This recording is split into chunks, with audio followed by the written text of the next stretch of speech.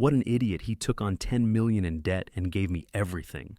My ex-wife Blair laughed as she walked out of King County Superior Court with her lover's arm around her waist. The Bellevue condo, the Snoqualmie lake house, the Tesla, all hers. And I was left with 10 million I couldn't pay. The judge looked at me like I'd lost my mind. Blair's lawyer smirked. Even my own attorney whispered, "Are you sure about this?" I signed anyway. They celebrated at the Fairmont Olympic that night. Champagne, victory toasts. But their celebration didn't last long because just 1 hour later, "Thank you for being here. Comment below. Where are you watching from? And what time is it right now?" Because in exactly 1 hour, their smug celebration turned into my perfect revenge.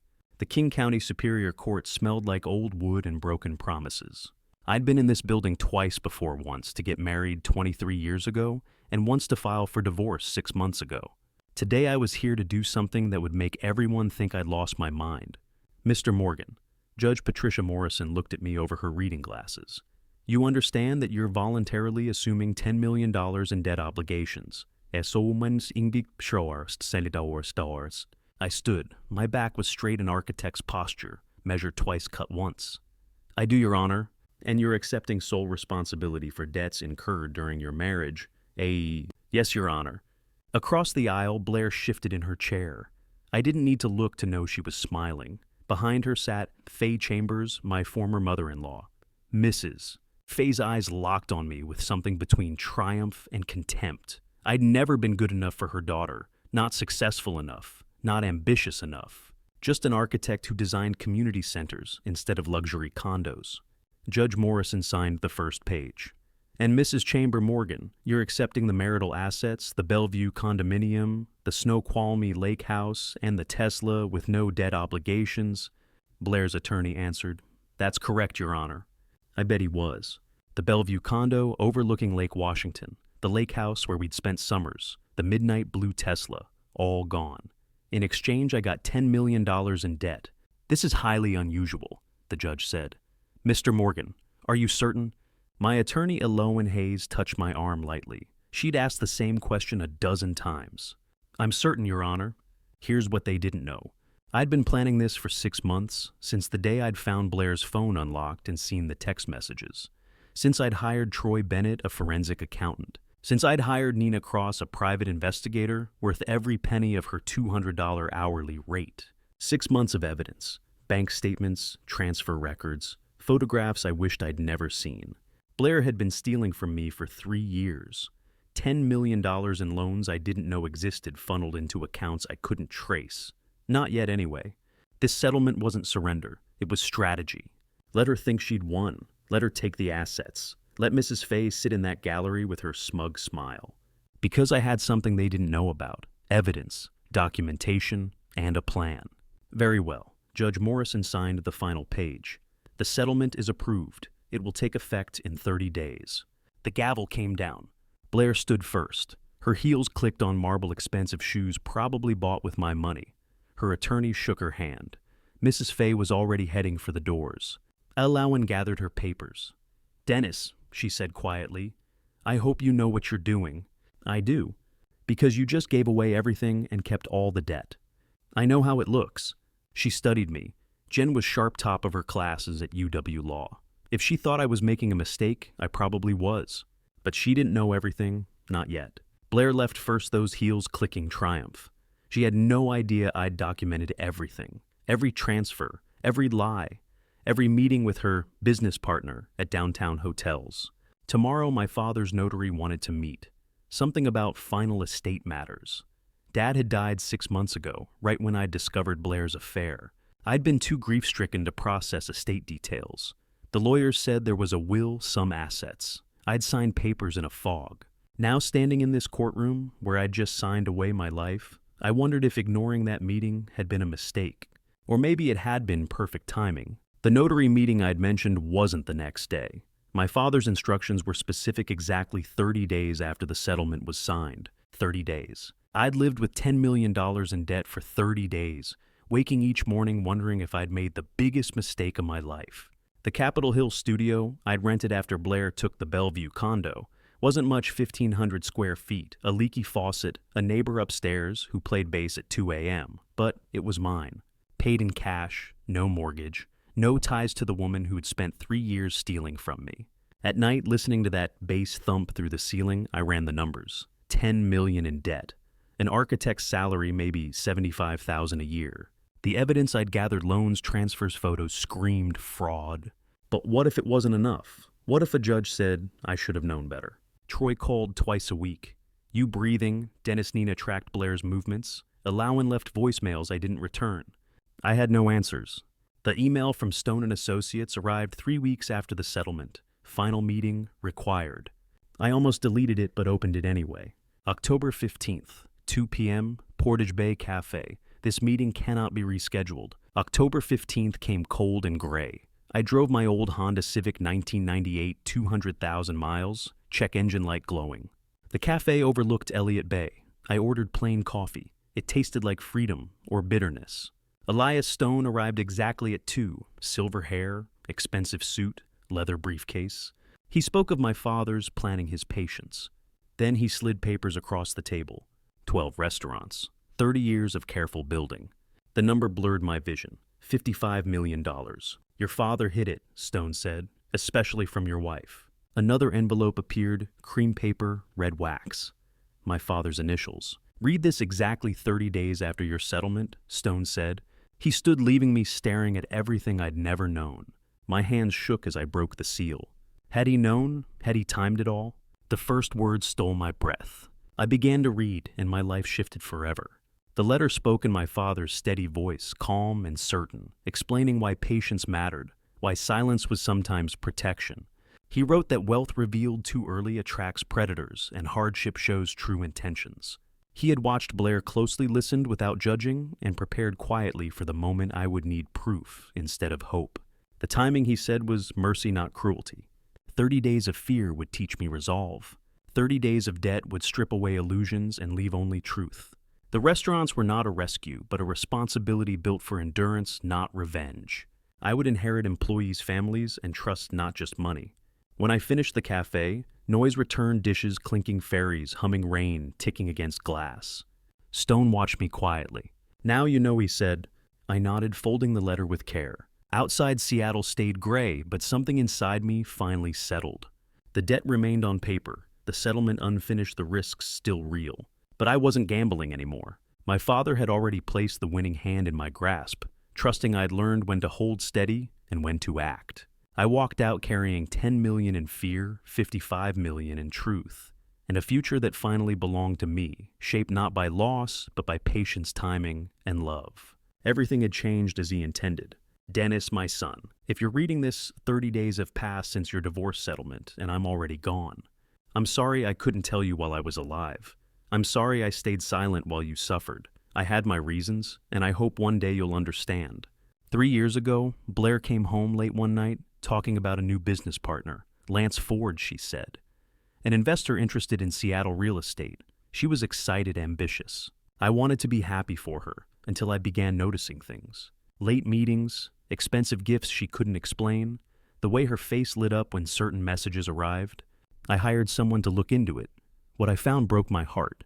Blair was having an affair, and it wasn't just about love or desire, it was about money. Your money. Over 3 years, she took out $10 million in loans, in your name, funneling it through shell companies to Lance. I wanted to tell you immediately. Twice I came to your house ready to show you everything. Then Faye Chambers called. Your mother-in-law discovered my investigation. She threatened me, Dennis. She knew about old tax issues from the 90s, nothing criminal, but enough to damage everything I'd built. She said if I warned you, she'd report it all and destroy the business I'd spent 30 years creating. I was afraid. I stayed silent. But I didn't stop. I kept digging, and I uncovered something worse. Lance Ford isn't who he claims to be. His real name is Lance Richard Ford. Do you remember Richard Ford, my business partner from the 90s? We started the restaurant together in 1995. He wanted rapid expansion and risky leverage. I wanted slow, careful growth. We separated. I bought him out legally at fair value. Richard never forgave me. His next venture failed. He went bankrupt in 1997. In March of 1998, he took his own life. He left behind a son, Lance, 17 years old. Lance blamed me for everything: his father's failure, his death, the loss of his home. And 25 years later, he returned with a plan. He found your wife, a successful developer married to my son. He seduced her, fed her ambition, convinced her to steal, to borrow to help him ruin you. This wasn't an affair, it was revenge. For 3 years, I gathered evidence, bank records, corporate filings, background checks. Lance has done this before, in other cities to other women. I documented everything, and I built you a weapon. Morgan Family Dining, 12 locations, $55 million in assets, debt-free, clean, fully transferred to you beyond Blair's reach. You accepted $10 million in debt during the settlement. I believe you did it strategically to position yourself for the fight and let Blair think she'd won. That was smart. You just didn't know if you could survive it. Now you do. All my evidence is with the estate documents. Mr. Stone has everything. Recover what they stole. Protect what I built. Show them the Morgan family bends plans, rebuilds, and wins. I couldn't fight beside you, but I gave you the tools. Build something strong, son. Something that lasts. With all my love, Dad. I read the letter 3 times while Mr. Stone waited. My father had known everything. He'd protected me in silence. My hands shook not from fear but resolve. Mr. Stone, I said I need all the evidence. It's ready, he replied. That night I made my first call. At 7 a.m. the next morning, Troy Bennett's phone rang. He answered on the second ring, voice rough with sleep. Dennis, do you know what time it is? I need you at my studio. Now. I have something you need to see. It's 7 in the morning on a Saturday, I know. Please, Troy, it's important. Silence then. Give me 40 minutes. He arrived in 35. My Capitol Hill studio looked like a crime scene, except the evidence was paper, not blood. I hadn't slept. The 3 boxes from Mr. Stone sat open on the floor. Documents covered every surface. My drafting table, once for blueprints, now held a different design, a map of theft. The air smelled of cold coffee and toner. Every document felt heavier than paper, like it carried weight and intent. Dates, amounts, signatures aligned too perfectly to deny. This wasn't chaos, it was design. Someone had planned this carefully, patiently, expecting secrecy to last forever. Seeing it all together stripped away doubt. Fear had kept me frozen for months, but clarity replaced it. Whatever came next, court's exposure, retaliation, I was ready to face it. I understood then that hesitation would only help them. An action, even imperfect action, was the only remaining path forward for me now. Troy stood in the doorway, jeans, Seahawks hoodie, coffee in hand. Forensic accounting wasn't glamorous, but Troy made it look effortless. Jesus, Dennis. What is all this? 6 months of my work, I said. 3 years of my father's. He picked up a loan document, then a bank statement, then a filing for Ford Investments, LLC. Your father knew he knew everything. I handed him the letter. Read. Troy read silently. His jaw tightened at the blackmail. His eyes widened at Lance's identity. Lance Richard Ford, he said. Richard Ford's son. My father's old partner, dead 25 years. Show me the money trail, I pointed. 3 loans, 10 million, all in my name. Blair forged 2 signatures. I signed the third, thinking it was condo repairs. Troy traced the transfers. Money moves from Blair's accounts to Ford Investments within 48 hours. Every time, and from there, withdrawals. Cash wires, luxury retailers, hotels, jewelry. Private jets, I said. 3 years of funding Lance's life. Not just spending, Troy said, lifting another file. Investments. Some failed, some paid off. He was building a portfolio, and Blair helped him. Troy exhaled. This is documented fraud. I know. He studied a background report. Let me check something. He searched his phone. Lance Richard Ford, Seattle. Nothing. Then Richard Ford obituary, 1998. The Seattle Times appeared, survived by his son, Lance 17. I showed him another article. Morgan Ford partnership dissolves. Your father bought him out, Troy said. Legally, fair value. But Richard blamed him. Troy looked at the papers. So a 17-year-old loses his father, waits 25 years, builds a false identity, seduces your wife, and drains you financially. Revenge. Generational, I said. He shook his head. This isn't a divorce case. It's war. I just didn't know. Troy nodded.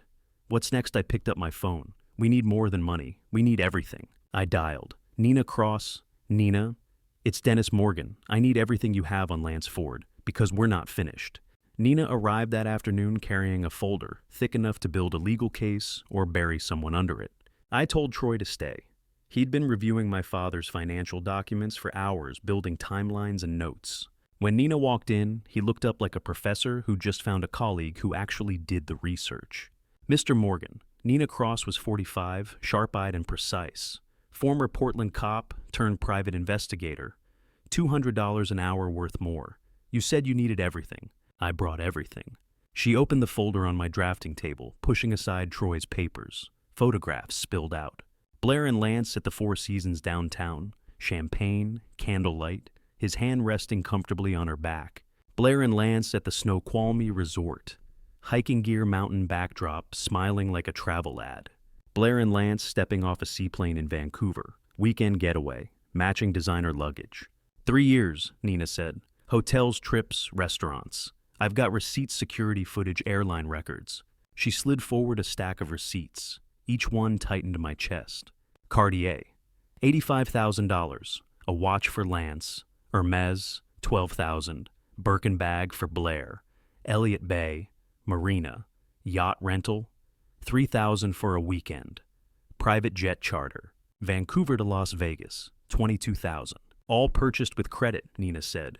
Cards in your name. Blair was an authorized user. Every charge landed on accounts you were liable for. Troy let out a low whistle. She wasn't just cheating. She was funding a lifestyle. Lance Ford's lifestyle, Nina corrected. And it gets worse. She pulled out another stack, background checks, court records articles. This isn't his first time. She placed 2 files side by side. Madison Fairchild, San Francisco, 2019, married to a tech executive. Lance met her at an investors conference. 6 months later, she'd taken out $3 million in loans against her husband's stock. Lance vanished. Madison settled for $2 million to avoid charges. Troy leaned closer. And the husband. Divorced her. She manages properties in Sacramento now. Nina opened the second file. Diana Martinez, Portland, 2021. Inherited money from her father's construction business. Lance posed as a development consultant. Romance, loans, $1.5 million before her family intervened. They paid him to disappear. Diana's still here, estranged. I stared at the photos. Different women, same smile, same man. He's a serial predator, Troy said. With a target profile, Nina added. Wealthy women, real estate ties. He isolates them, convinces them to access funds, then exits before consequences catch up. But Blair is different, I said. Nina nodded. Yes, the others were about money. This one. She tapped a background report. This is personal. She laid out surveillance photos. Recent, Lance Ford standing at Lakeview Cemetery. Same grave, different dates. March 15th, June 15th, September 15th. Richard Ford's grave, Nina said. Your father's former partner. Lance visits every 3 months. Exactly 15 minutes. He's keeping the grudge alive, Troy said. He's on a mission, Nina replied. The others were practice. Blair Chambers Morgan, married to Henry Morgan's son. You were always the real target. I looked at the table. Blair kissing Lance. Lance mourning his father. My money fueling their revenge. Nina, I said, where is Lance right now? She checked her phone. Still at the Bellevue condo. Your old place. With Blair. Living in my house. Sleeping in my bed. For now, Nina said calmly, once you file, he'll run. They always do. 2 days later, I sat across from Elowen Hayes in her downtown office watching Seattle's rain streak the floor-to-ceiling windows behind her desk. I'd brought 3 file boxes, Troy's financial analysis, Nina's surveillance records, and my father's 3-year collection. Alawan opened the first folder, bank statements, transfer records, shell company registrations. Her expression shifted from professional courtesy to sharp focus. How long did it take to compile this? She asked, flipping through Troy's forensic breakdown of the $10 million fraud trail. At 6 months for me, I said. 3 years for my father. She looked up.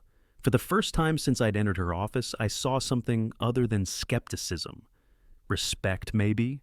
Or recognition that this wasn't a bitter ex-husband with a vendetta. This was an architect who'd built a case the way I'd once built structures. Carefully, deliberately, with every load-bearing detail in place.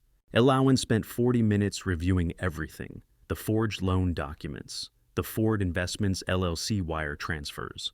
The photos of Blair and Lance at the Four Seasons spending money stolen from my accounts on $85,000 watches and private jets. Nina's research on Lance's prior victims, Madison Fairchild, in San Francisco, Diana Martinez, in Portland. The pattern was undeniable. "This is airtight," Elowen finally said. She closed the last folder and met my eyes. "I've been practicing civil litigation for 15 years. I've never seen a plaintiff come in this prepared." "I had a good teacher," I replied, thinking of my father's sealed letter. "Go and take back what's yours, son." "All right." Elowen pulled out a legal pad. "We'll file a civil lawsuit against Blair Chambers Morgan for fraudulent conversion, breach of fiduciary duty, and conspiracy to commit fraud. We're seeking full restitution, 10 million plus punitive damages for willful misconduct. Given the evidence, I'd estimate another 2 to 3 million in punitive." She wrote quickly, her pen scratching across the yellow paper. "We'll also name Ford Investments LLC as a co-defendant and request immediate asset freezes. I'll file subpoenas for Chase Bank of America and Wells Fargo. They'll participate as third parties since the loans originated with them." "Timeline?" I asked. "Papers filed by end of day. We'll get a case number by tomorrow. King County Superior Court will assign a judge and set a trial date, probably 8 weeks out, early November." Elowen looked at me. "Service of process happens Monday morning. A courier will hand-deliver the summons to Blair's office in South Lake Union." I imagined it.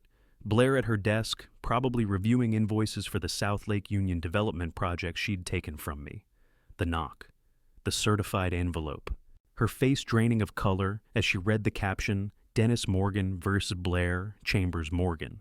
$10,000, $1,000 plus punitive damages."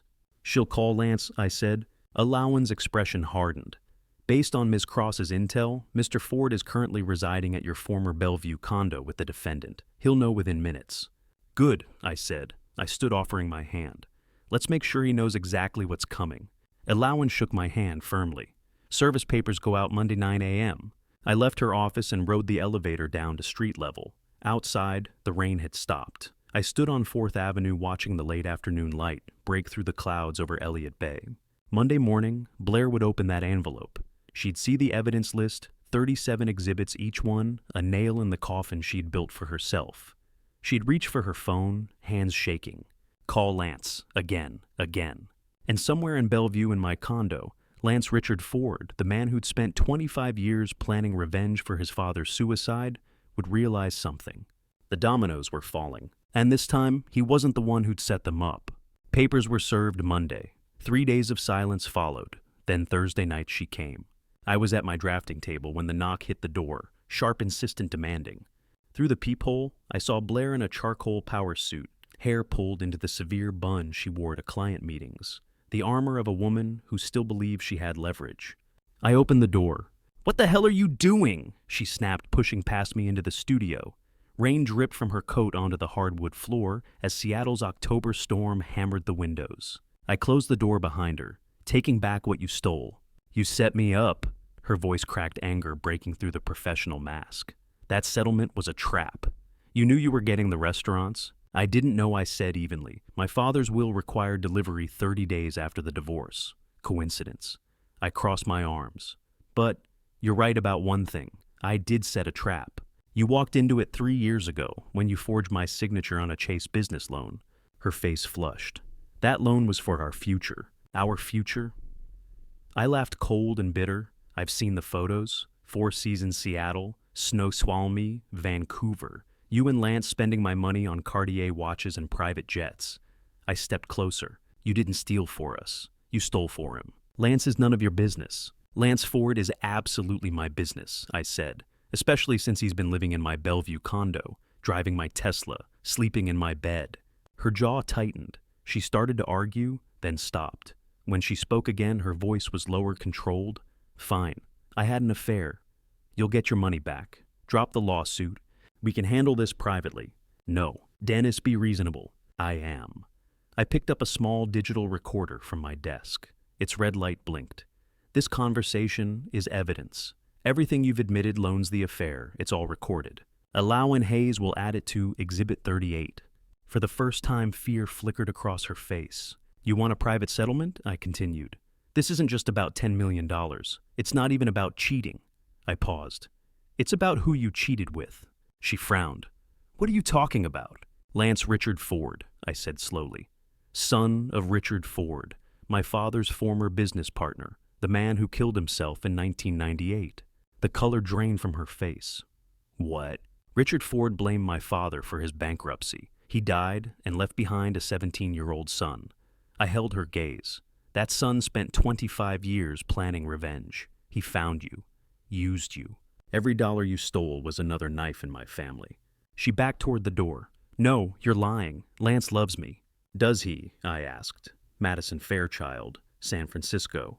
2019, Diana Martinez, Portland. 2021, wealthy women, married, both paid settlements after Lance disappeared. I tilted my head. You weren't special. You were a mark. You're lying. She whispered, handshaking on the knob. I have court records, settlement agreements, police reports, I said quietly. Subpoenas are filed. A judge will see everything. She opened the door. Rain rushed in. Panic replaced anger. Lance wouldn't use me. I said nothing. She left. From the window, I watched her hurry down the stairs and climb into the Tesla parked below. Lance sat beside her. Even from 4 floors up, I saw the argument, her frantic gestures, his defensive posture. Cracks were forming. I set the recorder on the sill and watched the taillights fade into the rain. Tomorrow those cracks would widen. Soon everything would collapse. 20 minutes later, my phone rang. Mrs. Faye Chambers. I stared at the screen for 3 rings, then swiped to answer and tapped the speaker icon. My recording app was already running. I'd started it the moment Blair left. Old habits from 6 months of evidence gathering. Dennis. Her voice was smooth, practiced. The tone she used with country club donors. I think we should talk. Privately. Reasonably. I'm listening, I said. This lawsuit is unnecessary. Blair made mistakes, I won't deny that, but dragging this through the courts will hurt everyone. Your father and I were always cordial. He wouldn't have wanted this ugliness. I almost laughed. Cordial. My father's letter had described 3 years of blackmail, Mrs. Faye threatening to report decades-old tax discrepancies to the IRS if he exposed Blair's affair. She'd held that threat over him until the stress contributed to his heart attack. Mrs. Faye. I said carefully, you have a Tampa condo and a sister nearby. I imagine you've already started planning your exit strategy. Silence. Then her voice changed. You arrogant little man. The country club veneer cracked. You think you've won something? You're nothing but a failed architect living in a studio apartment. Blair outgrew you years ago. Is that right? Lance is everything you're not. Successful, ambitious, sophisticated. He saw Blair's potential when you were too small-minded to appreciate her. Her voice rose, sharpening. I have connections in this city, Dennis. Business leaders, judges. I will make sure you never work in Seattle again. I'll ruin your reputation. This call is being recorded. I interrupted. Witness intimidation is a crime in Washington state. So is attempting to interfere with a civil lawsuit. Would you like to continue? Dead silence. Anything else? I asked. She hung up. I saved the recording, labeled it Faye Chambers, Threats, 1019, and texted it to Elowen Hayes with a single line, Exhibit 39. Her response came 30 seconds later. Absolutely. Filing a motion for restraining order tomorrow. I blocked Mrs. Faye's number, poured 2 fingers of scotch into a glass, and returned to the window. Rain streaked the glass, distorting the streetlights below into liquid gold. Somewhere out there, Blair was learning the truth about Lance, that the man she'd risked everything for had used her as a weapon against my family. Somewhere, Mrs. Faye was realizing her threats no longer carried weight, that the power she'd wielded over my father had died with him. The legal machine was rolling now. Elowen had filed the lawsuit. The banks were cooperating. Evidence was stacking up, 39 exhibits and counting. In 8 weeks, we'd stand in King County Superior Court, and a judge would see everything. The forged loans, the shell companies, Lance's history of fraud, Blair's betrayal, Mrs. Faye's blackmail. Nothing they did could stop it anymore. I sipped the scotch and watched the rain. My father had spent 3 years collecting evidence in silence, dying before he could see justice. But I was still here, and I wasn't stopping until every structure they'd built on lies came crashing down. 2 weeks later, the discovery phase began. Both sides had 30 days to produce documents. That was when Lance Ford's entire life unraveled on paper. Elowen's conference room looked like a war room. Cardboard boxes lined the walls, subpoena responses from Banks County offices, court archives. Troy sat at the long table with his laptop cross-referencing financial data. I stood by the window, watching early November rain blur the Seattle skyline while Elowen sorted certified documents. Birth certificate, Elowen said, sliding a page across the table. Lance Richard Ford, born April 12, 1982. Father, Richard Allen Ford. Mother, Patricia Ford, deceased 1999. Troy pulled up another file. Name change petition filed 2003. Age 21. Lance Richard Ford becomes Lance Ford. He drops his middle name, his father's name. Trying to distance himself, I said. Or hide, Elowen replied. She opened another folder. Employment history is thin. No degree, no certifications, no job longer than 18 months. Ford Investments, LLC, registered in 2018. 0 employees, no office, no real investments. It's a shell company. For laundering money, Troy said, turning his screen. Same pattern every time. Madison Fairchild in 2019. Transfers into Ford Investments, then out to luxury purchases. Same with Diana Martinez in 2021. Same with Blair starting in 2022.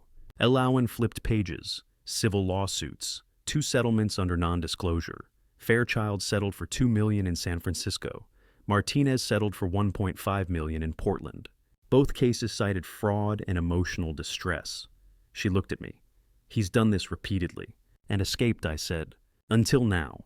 Elowen pulled out a yellow document. Richard Ford's bankruptcy, 1997.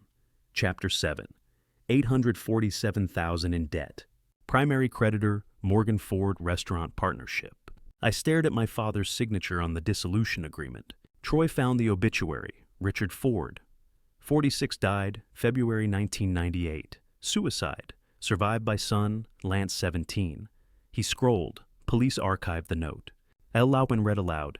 Henry Morgan destroyed me. He took everything we built. I can't live with this debt. I can't face my family. Patricia Lance, I'm sorry. Silence filled the room. Outside, a ferry horn echoed across Elliott Bay. He was 15 when the partnership ended, I said.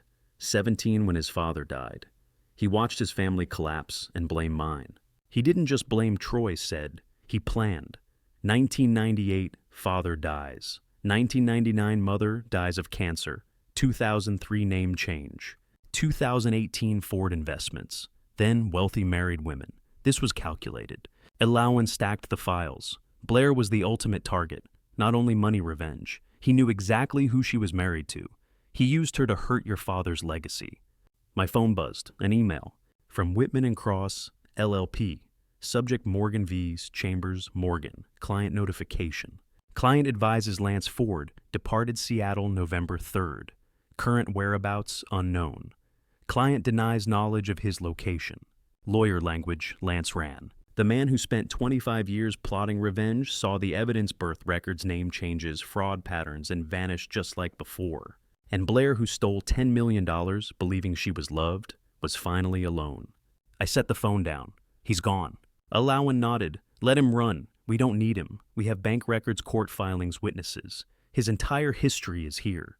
I returned to the window, rain streaking the glass. Somewhere, Lance Ford was running. Somewhere, Blair was realizing she'd been used. The structure was collapsing, and I'd barely had to push. That night, Blair called. I let it go to voicemail. I was back at the Capitol Hill studio, heating leftover Thai food in the microwave, when my phone buzzed on the counter. Her name lit up the screen. I watched it ring once, twice, 3 times, then go silent. A moment later, the voicemail notification appeared. I stared at it for a long time. Then I pressed play. Her voice came through the speaker raw and broken. Crying. Dennis, it's me. I know you probably won't answer. I wouldn't either, but I need you to hear this. A shaky breath. Background noise, maybe a car, maybe the Bellevue condo. Our condo. The one she'd taken in the settlement. I didn't know. About Lance, about his father, about the revenge. Her voice cracked. He told me he loved me, that we'd build a life together, that you were holding me back, that I deserved more. Another pause. I could hear her struggling to control her breathing. I know what I did. I hurt you. I stole from you. I signed papers I shouldn't have. I ruined everything. A sob. But I didn't know I was being used. I didn't know that he hated your family, that I was just a tool. Silence. Then quieter. Can we talk? Please, I'll drop the counterclaims. I'll cooperate. I'll tell the judge everything. Just, please, I don't want to do this alone." The voicemail ended. I set the phone down and looked out the window at the Seattle skyline, the Space Needle lit against the November clouds. Blair was a victim, and she was a perpetrator. Lance had manipulated her that much was true. He'd seduced her, lied to her, used her to strike at my family. She'd been a pawn in a 25-year revenge plot she didn't even know existed. But she'd also chosen to have the affair, chosen to forge my signature on loan documents, chosen to funnel $10 million out of our accounts into Lance's shell company, chosen to believe his lies because they justified what she wanted: more money, more status, more excitement than a 55-year-old architect could provide. Lance had used her, but she'd used me first. I picked up my phone and deleted the voicemail. Then I went into settings and blocked her number. No response, no negotiation, no mercy. 23 years of marriage reduced to a blocked contact. The microwave beeped. I pulled out the Thai food, sat at my drafting table, and ate in silence. Outside, rain started again, tapping against the windows like Morse code. In 2 weeks, we'd have the pretrial hearing. Blair would appear with a new lawyer, probably someone cheaper, now that Lance had drained her resources. She'd sit across the courtroom from me alone, trying to explain to Judge Morrison how she'd been manipulated into committing fraud. Lance would be gone, vanished to California, maybe, or Mexico, somewhere warm and far from the wreckage he'd created. And I'd be there with $55 million in assets, a mountain of evidence, and my father's legacy to protect. Blair had made her choices. Now she'd live with the consequences. Alone, 6 weeks after filing pretrial hearing day arrived, Blair appeared with her third attorney, King County Superior Court Department 7. The same courtroom where Judge Morrison had approved our divorce settlement 8 weeks earlier. Then the room had been nearly empty. Today the gallery was full. Local media had picked up the story. Architect sues ex-wife for $10 million fraud, alleges 25-year revenge plot. Reporters filled the back rows, notebooks open, cameras waiting outside. I sat beside Elowen Hayes at the plaintiff's table. Across the aisle, Blair sat with a nervous attorney I didn't recognize. David Whitman had withdrawn after Lance fled. The second lawyer had lasted 2 weeks before realizing Blair couldn't pay his retainer. Judge Patricia Morrison entered, and we stood. "Be seated," she said. Late 50s gray hair and a tight bun, reading glasses low on her nose. Her reputation was legendary, fair, meticulous, and intolerant of nonsense. She opened the file. Civil action 23-2-45887, Morgan versus Chambers Morgan. This pretrial hearing will determine whether sufficient grounds exist to proceed. She turned to Elowen. "Ms. Hayes, summarize." Elowen stood. "Your Honor, Plaintiff Dennis Morgan seeks $10 million in restitution for fraudulent loans taken in his name by defendant Blair Chambers Morgan between 2020 and 2023. Evidence shows 2 forged signatures, 1 loan obtained under false pretenses, and systematic diversion of funds into a shell company, Ford Investments, LLC, controlled by the defendant's romantic partner, Lance Richard Ford." "Mr. Ford is not present," Judge Morrison asked. "He fled Seattle November 3rd, Elowen replied. "Whereabouts unknown. We've named him as a co-defendant and subpoenaed his financial records." The judge nodded. "Defense." Blair's attorney stood shuffling papers. "Your Honor, this is a marital dispute. The loans were used for joint expenses and ventures mutually agreed upon." "Mutually agreed?" Judge Morrison interrupted. She scanned the file. "The Washington State Crime Lab reports a 94% probability of forgery on 2 Chase Bank loan documents." She looked over her glasses. "That doesn't sound mutual." The attorney swallowed. "There may have been misunderstandings regarding authorization." "Misunderstandings," the judge repeated coolly. "Counsel, your client forged her husband's signature, incurred $10 million in debt, and transferred the funds to her lover's fake investment firm. Is that inaccurate?" Silence. "Your Honor." The attorney tried again. "Mrs. Morgan was herself deceived by Mr. Ford." "That may be," Judge Morrison said, "but deception doesn't negate liability. A prima facie case exists." She closed the file. "Trial is set for December 9th. Mrs. Morgan, I strongly advise settlement. This will not go well at trial." She struck the gavel. Court adjourned. The gallery erupted. Reporters rushed out, already typing.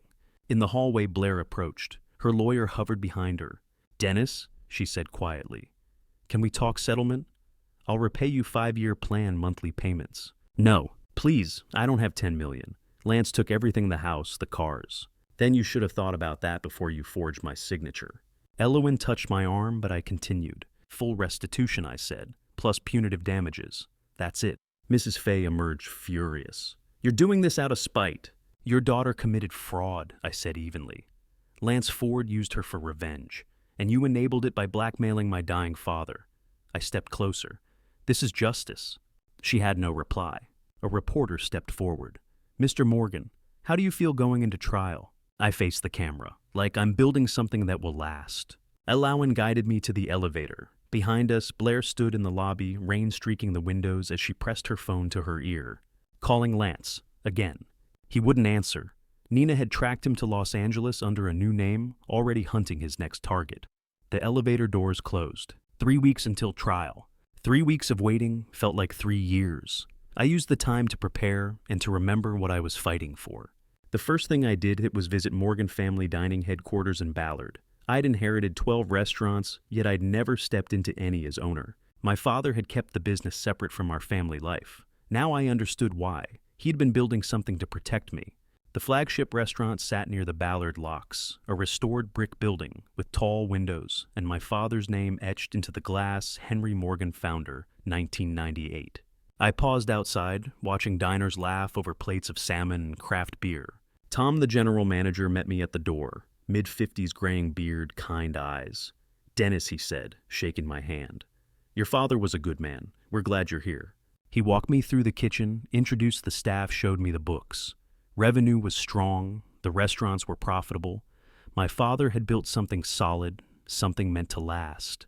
In the back office, a framed photo hung on the wall, my father at the grand opening in 1998, arm around a younger Tom, smiling like a man who knew he'd done something right. He talked about you all the time, Tom said quietly, said you built things properly. I'm trying, I said, my throat tight. 2 days later, I found myself in a Capitol Hill bookstore, wandering the architecture section. I wasn't searching for anything specific, just quiet before the storm. That's a good one, a voice said behind me. I turned. A woman in her mid-50s stood nearby, dark hair streaked with gray warm smile. She nodded at the book in my hand. The Architecture of Happiness, about how spaces shape emotions. I could use some happiness, I said, surprising myself. Rough week, rough year. Her name was Sarah Mitchell. She owned the bookstore, having left publishing 15 years earlier. We talked for 20 minutes. I told her I was an architect finding my way back. I didn't mention lawsuits, betrayal, or revenge. For 20 minutes, I was just Dennis, and it felt good. Come back sometime, she said as I paid. We host design lectures on Thursdays. After all this, I said, maybe I will. Walking into the December cold, I felt something unfamiliar lightness, a future beyond courtrooms. The night before the gala, Elowen, Troy, and Nina gathered at my studio. Lance is still in Los Angeles, Nina said, living in Silver Lake as Marcus Reed. The FBI is building a wire fraud case. He's already contacting women on high-end dating apps. Blair, I asked. Liquidated her investment accounts, Troy replied. 2.1 million transferred to escrow. She's still 8 million short. Elowen closed her folder. Trial's in 10 days, but tomorrow night is the Seattle Architects Fund Gala. Blair will be there. She's on the board. 500 guests, media, city officials. I nodded. I'd planned this. I'm giving a speech. Elowen raised an eyebrow. About what? My father's legacy, Morgan Family Dining, community responsibility. I met her gaze, and justice. Nina smiled. You're going public. She's been hiding behind lawyers, I said. Tomorrow I tell the truth, in front of everyone who matters. Elowen considered, then nodded. Make it count. After they left, I laid out my Navy suit, the one from my father's funeral. On my drafting table lay an old wedding photo, Blair and me laughing on Cary Park steps. I studied it for a long moment. Then I placed it face down in a drawer. Tomorrow night, 500 people would gather at the Fairmont Olympic Hotel. Blair would smile, network pretend nothing was wrong. I'd be there too. And I had a speech she wouldn't see coming. The next evening I stood outside the Fairmont Olympic. Black tux, no date, one purpose. I walked in. The grand ballroom was a cathedral of wealth and influence. Crystal chandeliers bathed 500 guests in warm light, architects, developers, city officials, philanthropists. A string quartet played Vivaldi near the stage. Champagne flowed. The Seattle Architects Fund Gala was the social event of the season, and everyone who mattered was present, including Blair.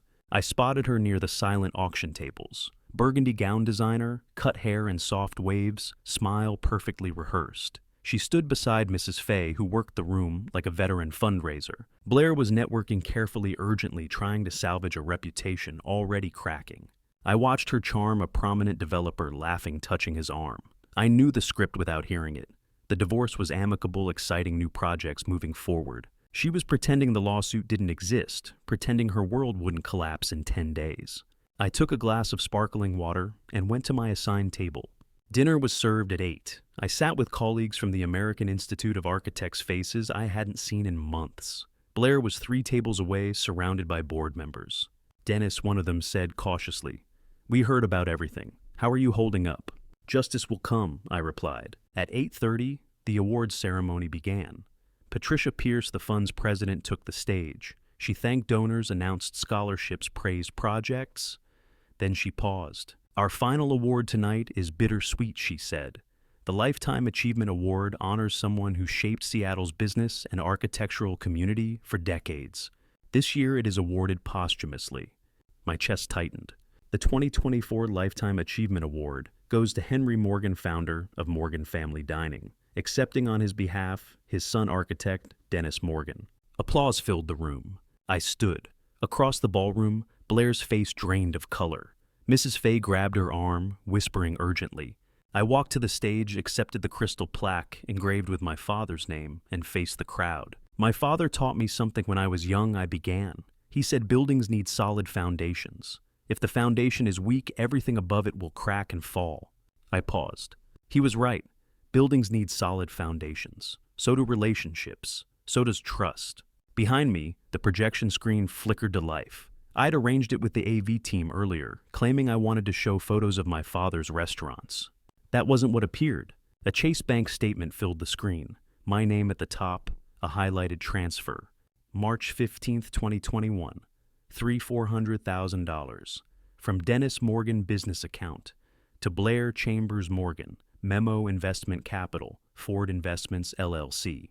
The room went silent. 3 years ago, I said calmly, someone I trusted forged my signature, took out loans in my name, and transferred $10 million from accounts I built over decades. That money went to a shell company. It was never invested. It was spent. Images changed. Cartier receipt. Private jet invoice. Luxury hotels. Gasps rippled through the ballroom.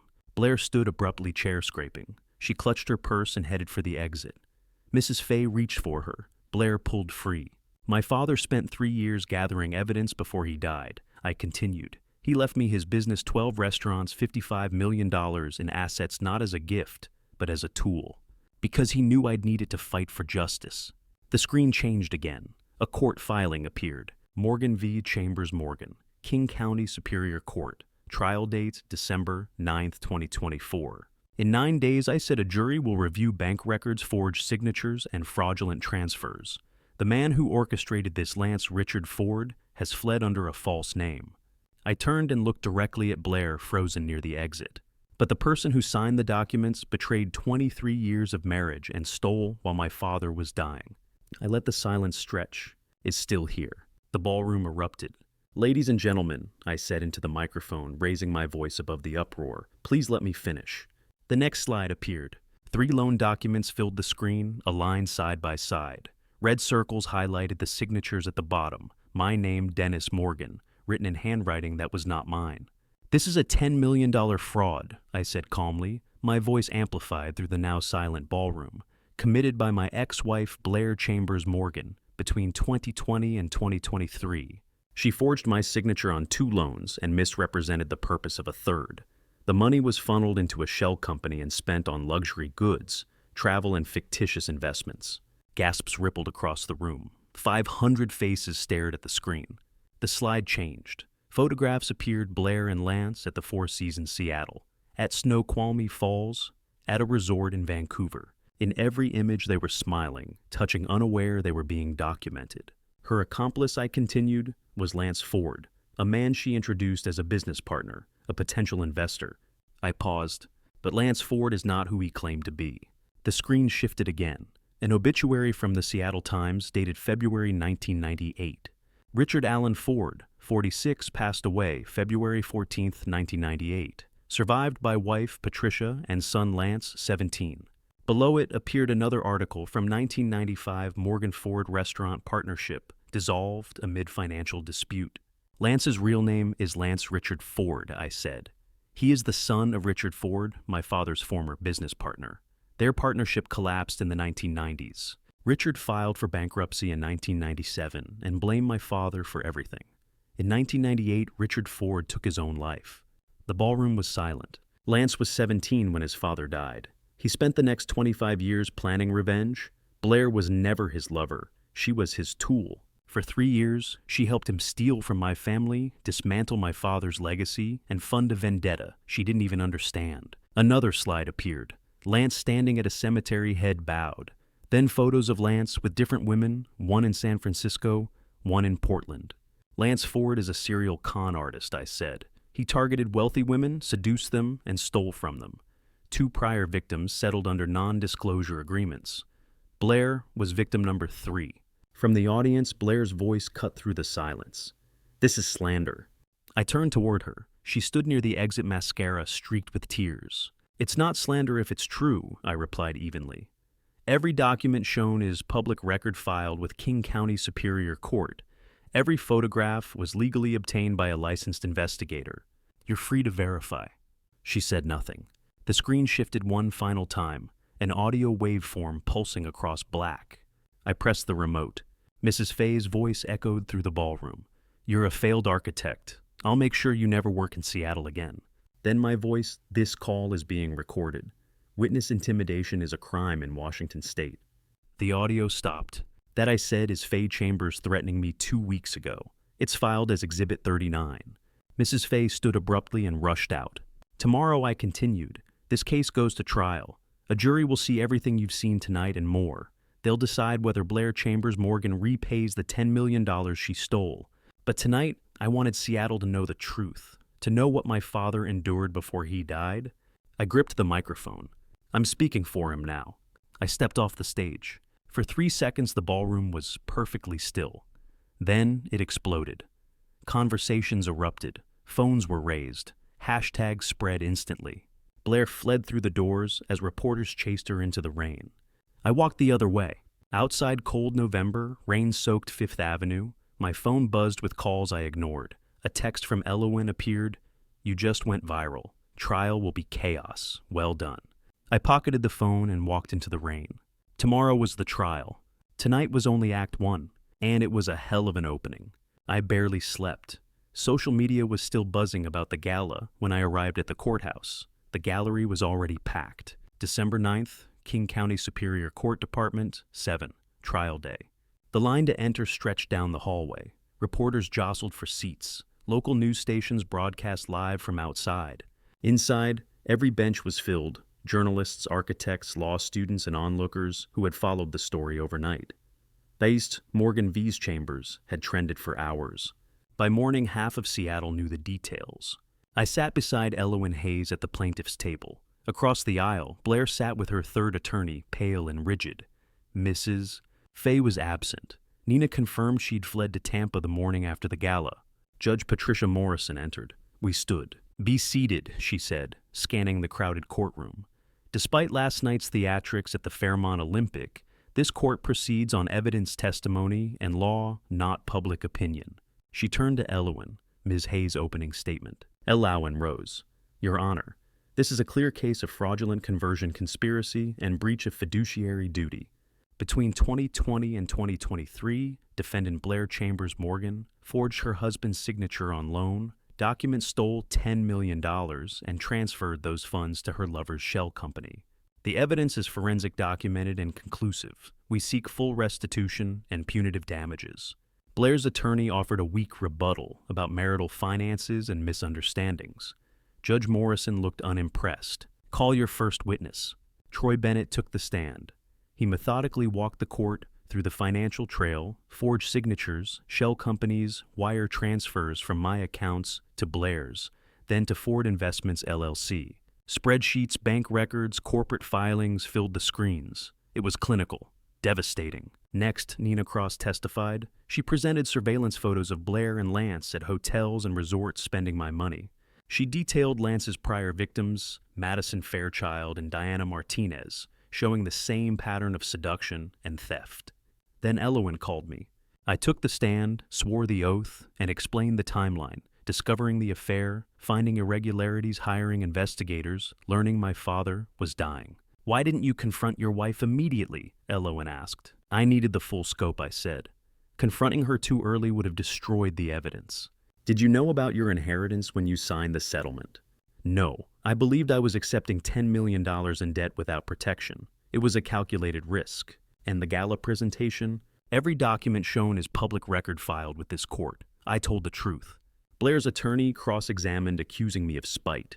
"You planned this for revenge, didn't you?" "No," I replied. "I planned for justice. I gathered evidence. I filed a lawsuit." He had no follow-up. Blair testified next. She admitted the affair, claimed Lance deceived her, denied intent. Under Elowen's questioning, she contradicted herself, first claiming I authorized the loans, then admitting she signed 2 documents herself. The courtroom stiffened. At 4 p.m., Judge Morrison called closing arguments. Elowen summarized the evidence. The defense begged for leniency. At 4:30, the judge ruled. "This is the clearest case of fraudulent conversion I've seen in 20 years, Judge Morrison said. "The handwriting analysis is conclusive. The financial trail is undeniable." Blair's hands trembled. Judgment for plaintiff. Full restitution $10 million. Punitive damages $2 million. Legal costs $200,000. Total $12.2 million payable immediately. She struck the gavel. "All assets awarded in the divorce settlement are reversed. Immediate seizure is ordered. Ms. Chambers Morgan has 30 days to vacate." She removed her glasses. "This matter is referred for criminal prosecution." Court adjourned. Blair collapsed forward. Deputies approached with paperwork. Elowen shook my hand. "Congratulations." I walked out into the cold December air. Reporters shouted my name. I didn't stop. 8 weeks earlier, I'd left this courthouse looking ruined. Today I left victorious. Not by chance, by preparation. Because architects measure twice and cut once. The first month after the trial, I was numb. The second I started working at Morgan. By the 3rd January, winter settled over Seattle and I could finally breathe. Elowen called late one afternoon. "Asset seizure is complete. The Bellevue condo sold for $1.8 million. The Snoqualmie Lake House for $950,000. The Tesla for $60,000. Combined with Blair's liquidated accounts, we've recovered $4.9 million of the $12.2 million judgment." "And Blair?" I asked. "Living in a 400-square-foot studio in Greenwood. She's a receptionist at a dental office in Northgate." I stared out the window of my Capitol Hill studio, the one I'd kept even after winning. It felt honest, real. 23 years of marriage reduced to 400 square feet. I didn't feel victorious. I felt sad. 2 weeks later, Elowen called again. The FBI arrested Lance Ford in Los Angeles. He was using the alias Marcus Sterling, living in Silver Lake, targeting women on high-end dating apps. Charges: wire fraud, multiple counts. Madison Fairchild and Diana Martinez came forward after your gala went public. They're cooperating. She paused. "He's facing 5 to 10 years. They want you to testify." I will," I said. Lance Richard Ford, the man who spent 25 years plotting revenge, would spend the next decade behind bars.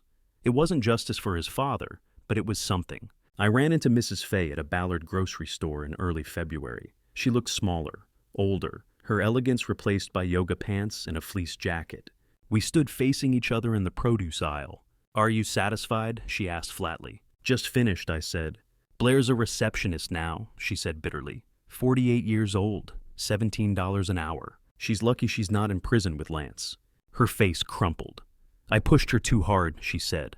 "I told her you weren't ambitious enough. I thought Lance was better. You taught her that money mattered more than integrity," I said.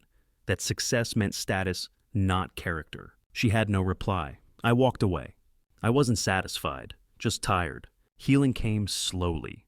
I worked at Morgan Family Dining, learning the business meeting staff, honoring my father's vision. I went to therapy.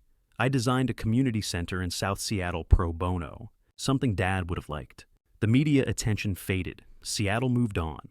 One afternoon in late February, I stood in Morgan headquarters looking at my father's portrait.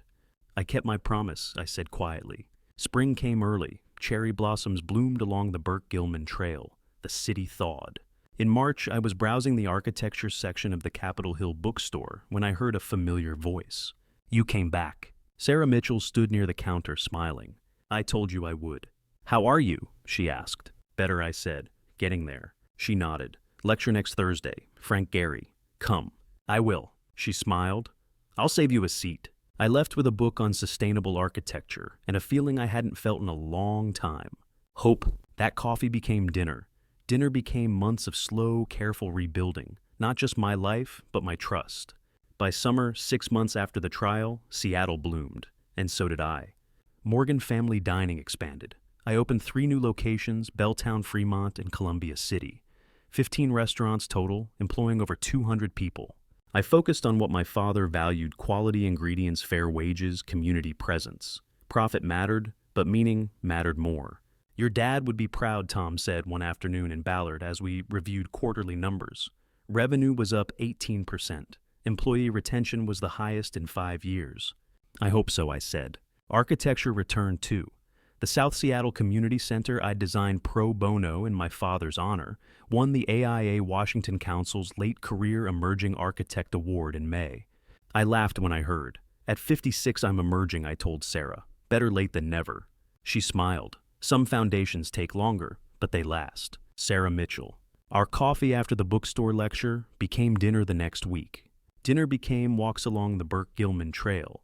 Saturday mornings at Pike Place, quiet evenings in her Capitol Hill bungalow with wine and architecture books. She was 50. Divorced 10 years earlier. Amicably, she said. No children. She'd built her bookstore from nothing. She understood what it meant to create something solid. We took it slow. I needed slow. After 23 years of betrayal disguised as marriage, I'd forgotten what a healthy partnership looked like. Sarah reminded me. She met the Morgan staff in April at the Ballard anniversary party. She talked with servers, asked cooks about their favorite dishes, listened when Tom described my father's leadership philosophy.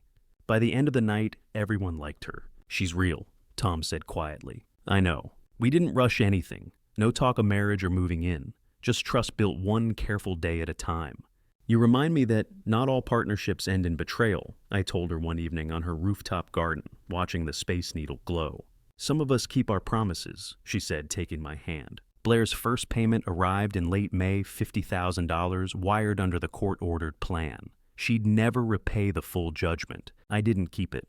I transferred it to the Morgan Employee Scholarship Fund, created for staff members' children. The first recipient was a line cook's daughter heading to Seattle University. From theft into something good, I told Elowen. She nodded. Your father would have liked that.